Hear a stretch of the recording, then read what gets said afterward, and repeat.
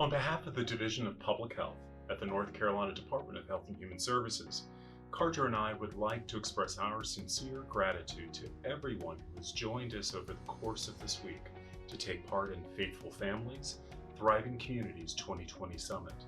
Here at the Division of Public Health, we are committed to promoting and contributing to the highest possible level of health for the people of North Carolina, particularly in communities that might need some more help in accessing essential public health resources and programs.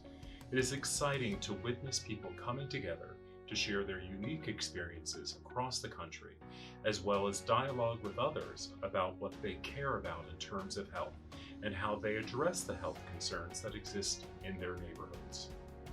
This is the first year that the Faithful Families Summit has shifted from an in-person meeting to this virtual online format. In doing so, we hope that it has made it possible for even more faith-based organizations, public health and extension professionals, and community members to take part in this event that brings together advocates across the country to explore what health equity and engagement means to their communities. Faith-based organizations particularly have so much to offer in terms of guidance for mental, spiritual, and physical health of their members and even the broader community.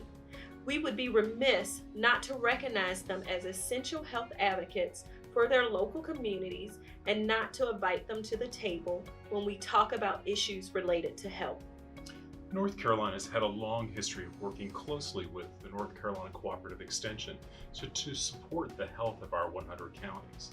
And Faithful Families is a fantastic example of the kinds of programs, resources, and services that has grown out of this partnership.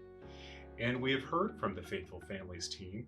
We currently have over 100 program facilitators trained from both Cooperative Extension and our local health departments to deliver Faithful Families in faith-based organizations. In 2020, 23 different county teams made up of local health department staff and extension educators are working alongside faith-based organizations to empower them to champion for health for their families, friends, and neighbors.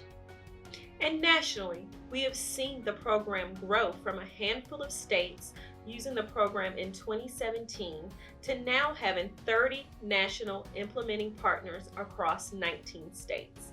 For instance, in Memphis, Tennessee, Shelby County Faithful Families program has exceeded their expectations already within the first year of doing the program by seeing 5 faith communities that have either completed, started, or plan to implement the program. The program has reached over 100 adults in these communities. One church sees the need for getting a registered dietitian to conduct a program on disease prevention after implementing Faithful Families. Another church is planning to create a walking group and will be working with them to get mile markers in their gym or closest park. These are only some of the amazing things that are happening in North Carolina and across the country to support faith-based organizations in their dedicated efforts. Dr. Burns and I would like to thank all of you for the work that you do every day to improve the health of your local communities.